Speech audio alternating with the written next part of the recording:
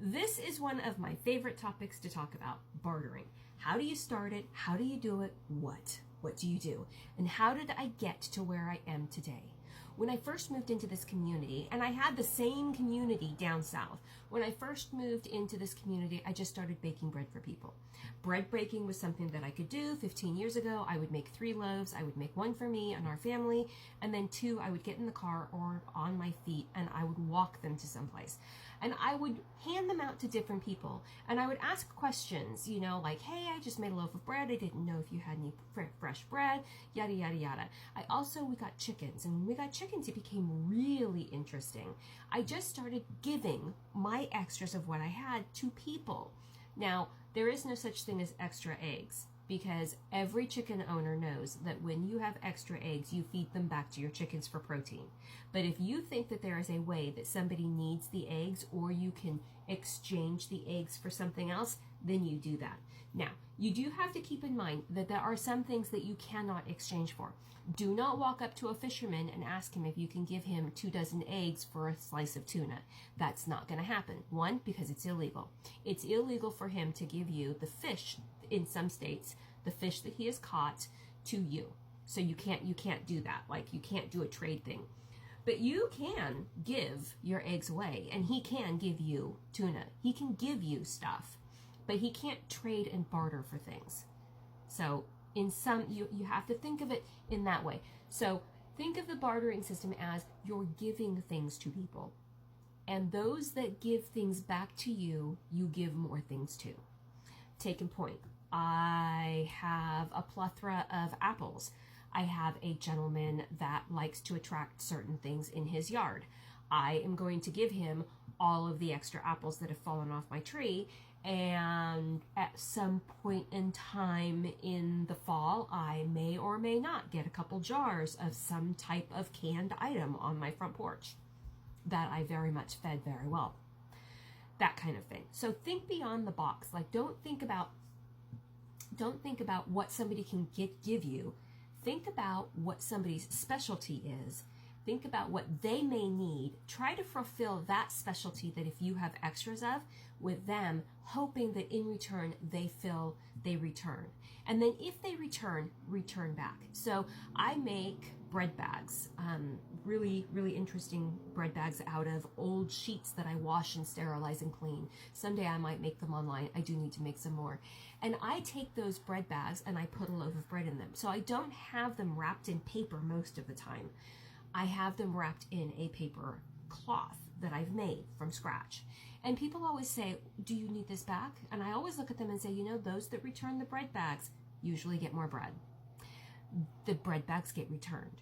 Now, because they're returning the bread bags, they usually return it with something else.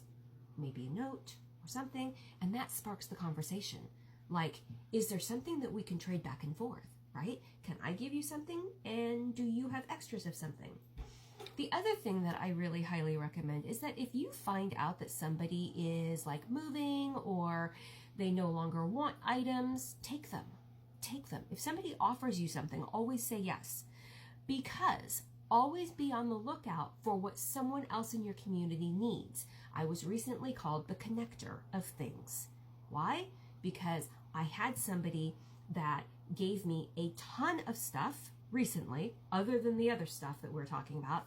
I came in contact with a lot of things, and I turned around and called somebody just out of the whim and asked them, are you looking for anything like this? And it literally became a whole smorgasbord of connecting items with people and items, and you get my drift? So if somebody is giving you something, or if you have the opportunity to be a part of getting something, take it, because you might be able to find somebody that needs it. If you're the connector of things, then you're the one that gets to see the things that need to be connected to the other things first. See what I'm getting?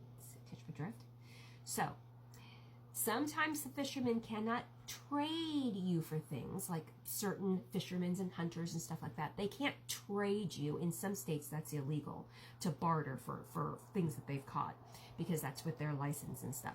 However, you can give them things, and then they in return can give back to you. They can give their stuff away. You can give your stuff away. It just so happens that you're giving your stuff to each other, right? See, catch my drift? Think outside of the box. Think about what other people need and try to meet their needs without telling them that you're meeting their needs. The worst way of trying to create a bartering system is what I saw at a local farm just recently, where the person that wanted to barter walked up and said, well, I'd like to barter and trade with you. That's going to be a no. That's going to be a no. I don't know anybody that would hop on board and say, really, what do you got? The more bartering systems that I have found that work the best is when you find somebody that has a need and you meet their need, and then you know that they are able to meet one of your needs. It's like a give and take, and it's kind of like on the honor roll system. Now, if somebody gives you something, always return it with something that you think they might like. And if they give back to you again, keep doing it. Eventually, what you will find is that you both have something that each one of you can use and like, and you can start trading, and then you know exactly what that person likes. I'm doing it right now with a friend of mine that I just met. She brought over, I gave her some bones that I had, and she brought over a mixture that she had made. I do it with Bob the brewer all the time. Like, Bob the brewer brings over some grains that he has, fermented grains and stuff, and then I turn around and give him baked goods for it. So you eventually will start making it, but don't wait to create that until you need it. You need to start now. Like yesterday, it is even too late. You need to start now. Start creating, thinking about people that do things, people that have, and just be nice to them. And create a relationship where each of you wants to help the other person. I think that's the old-fashioned way that we used to do it. I think we've just forgotten it. And I've learned a lot in the last, I've been doing it for 15 years. Started it here for 15 years. And I did it down south where we lived before, but not on a big scale like this. Now I've taken it just up a notch. Now it's becoming fun. Like, oh, why yes, I do need that entire room of stuff, because I know exactly people that need that stuff or would want that stuff. And if you don't, put it up on Facebook and ask them and say free. Say, hey, make friends. That's the best way of doing it. Make friends. I hope that helps you. I don't have anything formal because I think formal is too much legality-wise. Does that make sense? Like, I don't want anybody to know where what I'm donating and giving, and I don't want people to know what I'm getting. Now you know what I know.